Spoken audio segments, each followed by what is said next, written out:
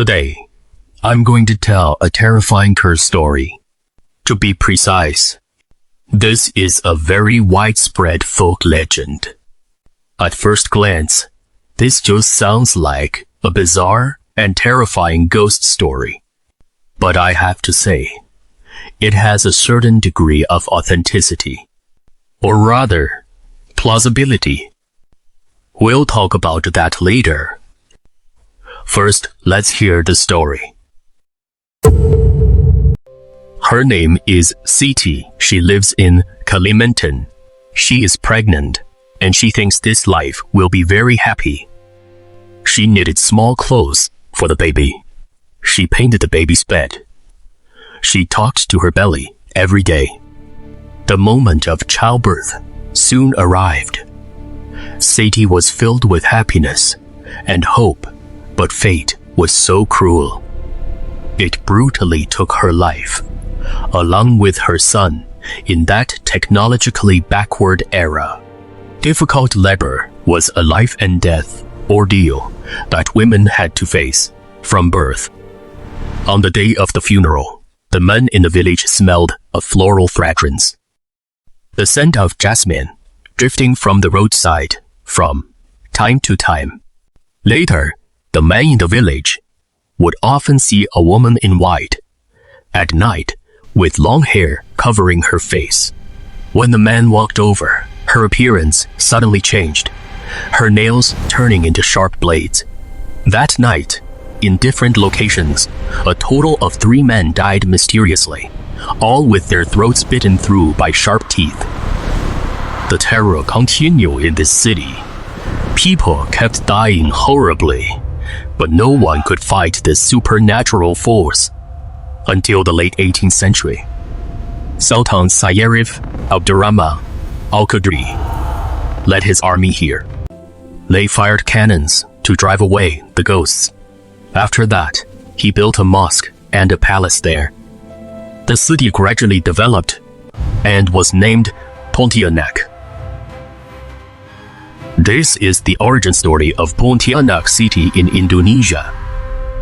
Legend has it that if you drive a nail into her neck, she will become your servant. But the question is, who can survive long enough in front of her to reach out? Okay, that's the Southeast Asian version. But the next story is even more outrageous. The tragedy of La Llorona. In Mexico, there was a woman named Maria. She had 2 children, a boy and a girl. Every day, she took them to the river to wash clothes. The children ran along the bank while she smiled. That was her happiest time. However, her husband fell in love with another woman. In that era, a woman who was abandoned was nothing. Despair and anger devoured her mind. She took her 2 children and stood by the river. Suddenly, she went mad. She threw her 2 children into the river. The river water carried the children away. She stood there, watching them sink. The moment she became sober, she realized what she had done.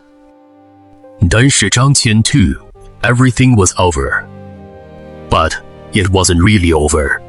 From that day on, every night, crying sounds could be heard by the river.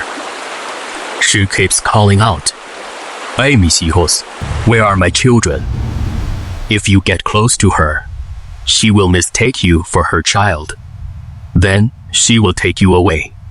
Mexican mothers still warn their children, don't go out after dark, because La Llorona is still searching, and she will never stop looking. Pontianak and La Llorona, one in Southeast Asia, one in Latin America, but they do the exact same thing, dying because of their children, turning into vengeful spirits, and killing people by the river. Is this just a coincidence?